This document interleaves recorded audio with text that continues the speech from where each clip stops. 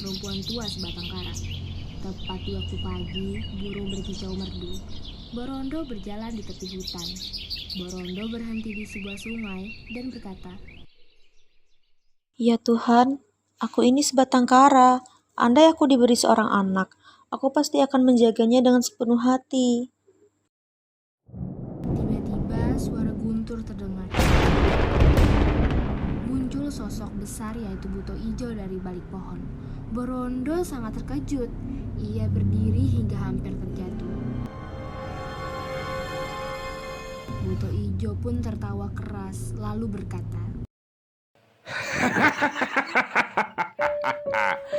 "Jika kau ingin sebuah anak, akan kuberi kau mentimun emas. Tetapi jika anak itu berusia 17 tahun, aku ambil kembali. Apakah kau bersedia berjanji?"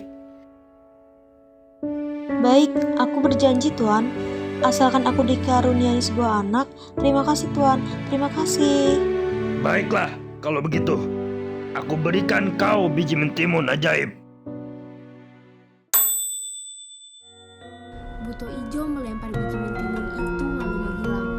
Borondong menerima biji mentimun itu, namun ada satu biji yang berkilau bagaikan emas. Segera Borondo kembali pulang ke rumah. Setibanya di rumah, Borondo segera menuju ke pohon belakang rumah dan menyampaikan biji mentimun ajaib dari Buto Ijo.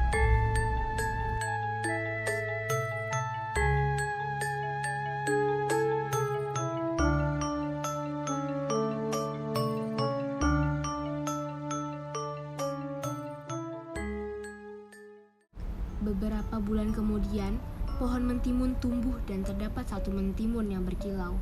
Segera Mbok Rondo mengambil dan membelah mentimun tersebut. Betapa terkejutnya Mbok Rondo saat dibelahnya mentimun itu terdapat bayi perempuan di dalamnya. Bayi itu menangis pelan. Mbok Rondo pun menimangnya dengan penuh kasih sayang. "Wah, biji timun itu ternyata benar-benar ajaib. Anakku, kau akan kunamai Timun Mas."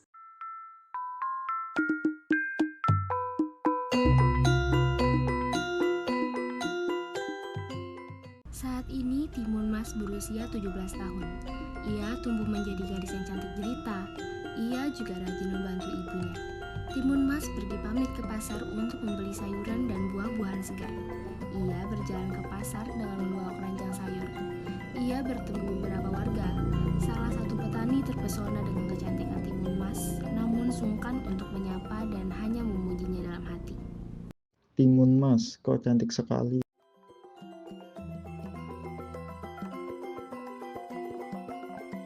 Saat sedang tawar-menawar, penjual sayur memuji Timun Mas.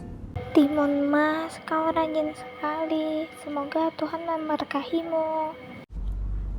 Timun Mas pun tersenyum lalu izin pamit untuk pulang. Namun, tak lama kemudian angin bertiup kencang. Tanda Buto Ijo semakin mendekat. Buto Ijo menagih janjinya dahulu kepada Mbok Rondo untuk menyerahkan Timun Mas jika sudah berusia 17 tahun. Namun, Mbok Rondo yang sudah sangat menyayangi Timun Mas enggan menyerahkan kepada Buto Ijo. Mbok Rondo menangis sambil memeluk Timun Mas, lalu memerintahkan Timun Mas untuk pergi ke hutan mencari jalan untuk melindungi diri.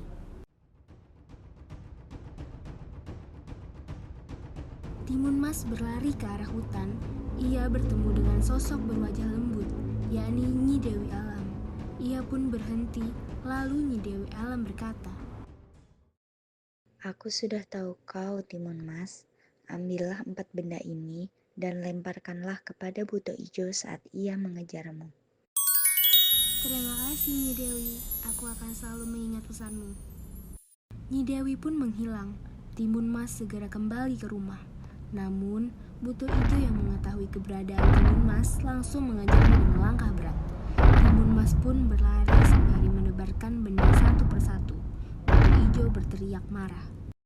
"Timun Mas, kau tidak bisa sembunyi dari aku." Timun Mas berteriak dan lari ketakutan. Ia melemparkan biji timun, lalu tanah berubah menjadi ladang timun raksasa. Buto Ijo pun terjebak. Tetapi Buto Ijo berhasil mematahkan timun raksasa dan kembali mengejar Timun Mas. Timun Mas mendebar jarum dan berubah menjadi bambu runcing. Buto Ijo terluka tetapi berhasil lolos dan masih mengejar Timun Mas. Timun Mas menabur garam, seketika menjadi lautan luas. Buto Ijo berenang kesulitan. "Ini yang terakhir," teriak Timun Mas sembari menebarkan terasi. Seketika lautan berubah menjadi lumpur panas. Buto Ijo tersedot dan menghilang perlahan. Timun Mas!